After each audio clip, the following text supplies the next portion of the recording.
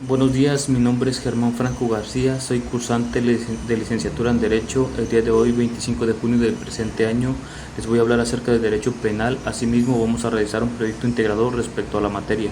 Bueno, vamos a empezar con la primera pregunta. Dice, ¿consideras que el artículo que representa la tentativa es correcto o cualquier intento de delito debería ser considerado como tal? Desde el punto de vista del derecho penal moderno, es correcto y aquí te voy a explicar por qué. Por ejemplo, este artículo reconoce la voluntad de delinquir y que el peligro es real. Cuando el sujeto ya inició con la ejecución del delito con actos concretos, por lo tal debe ser sancionado como un delito. Además de que la tentativa establece una pena proporcional. ¿Esto qué quiere decir? Que no se castiga igual como un delito consumado, ya que la pena es reducida en uno o dos tercios, lo cual representa el principio de proporcionalidad durante el proceso penal. Otro punto de la tentativa es que establece el principio de legalidad y de mínima intervención, es decir, que solo se castiga si llega hasta la fase de su ejecución. No se castiga si está durante la etapa de preparación o planeación. Bueno, la siguiente pregunta es, en el caso de los menores de estas que están cercanos a la mayoría de edad, ¿consideras que deben ser juzgados como menores de edad o con la pena de la mayoría de edad? ¿Por qué? Bueno, en México la Ley Nacional del Sistema Integral de Justicia Penal para Adolescentes establece que los menores de 18 años no pueden ser juzgados como adultos. Asimismo, existen tres rangos de edad: de 12 a 14 es donde entrarían las medidas de orientación y protección, son las penas mínimas. Luego de 14 a 16, donde entran las penas más severas, pero no son equiparables a las penas de los adultos. Y después sigue la edad de 16 a 18, donde ya existen penas más estrictas, pero no equiparables a los adultos. Aquí más que nada se prioriza la reinserción social del individuo en la sociedad. Por lo tanto, se debe de priorizar el principio del interés superior del menor. Esto viene establecido en el artículo cuarto constitucional y también está reconocido en la Convención de Derechos del Niño de la ONU, el cual estipula que los menores de edad deben recibir una pena desproporcional a la de un adulto, ya que su objetivo es el desarrollo integral y la reinserción social dentro de la sociedad. Entonces se podría entender que el enfoque del sistema penal para adolescentes es formativo y restaurativo y no punitivo, ya que juzgarlos como adultos rompe ese modelo. Yo creo principalmente que las personas que se encuentran en el rango de 18 años hacia abajo no deben ser juzgados como adultos. ¿Por qué? Porque la justicia penal no debe basarse siempre solo en castigar, debe de basarse en el objetivo de la madurez y el potencial del cambio dentro de la sociedad.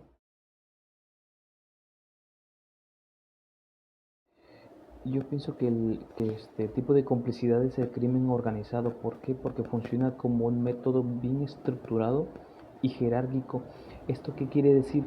Que la mayoría de personas cometen delitos ahí y otras más son colaboradoras indirectas, lo que fomenta todos los tipos de complicidad en este contexto, ya que en el crimen organizado se necesitan múltiples personas para llevar a cabo múltiples delitos en diferentes lugares, además que pone en riesgo muchos sectores de la sociedad y es el problema principal del gobierno federal en la actualidad.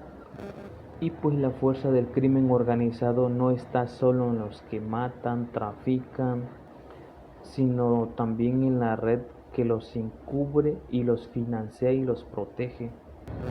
Y ese tipo de redes muchas veces actúa desde la legalidad o el anonimato, lo cual es más difícil combatirla aún.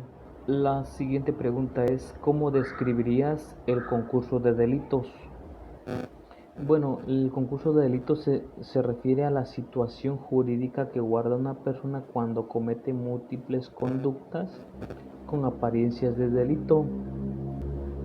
de manera simultánea dentro del contexto relacionado, lo que genera una sola acción que va a generar múltiples infracciones y las cuales violan distintas disposiciones legales dentro del Código Penal Federal.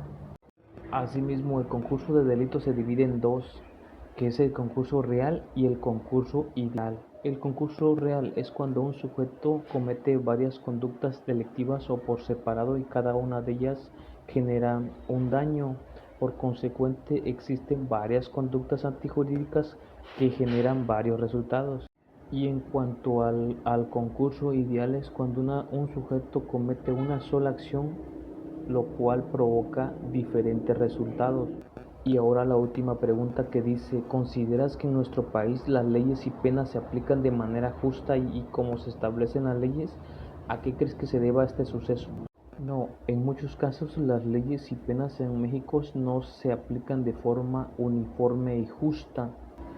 A pesar de que la legislación mexicana es bastante protectora y garante de este papel, los problemas como impunidad y corrupción son los problemas más graves que aquejan al sistema penal mexicano, pues ya que muchas veces los jueces, los ministerios públicos o el simple abogado defensor acepta múltiples sobornos y esto pues viola la ley.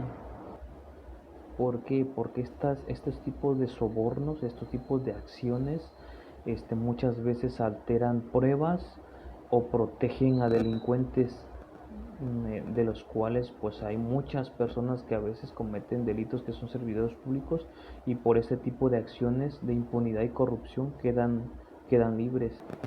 Ejemplos claros de que la ley no se aplica parejo en México es Ester Gordillo, Emilio Lozoya, los cuales pues ahí es un ejemplo claro de que la ley no se aplica igual en México. Muchas veces la justicia aquí en México es ciega. ¿Por qué? Porque ve la clase política y el poder económico de una persona y en función de este actúa, y eso no debe estar pasando aquí en México.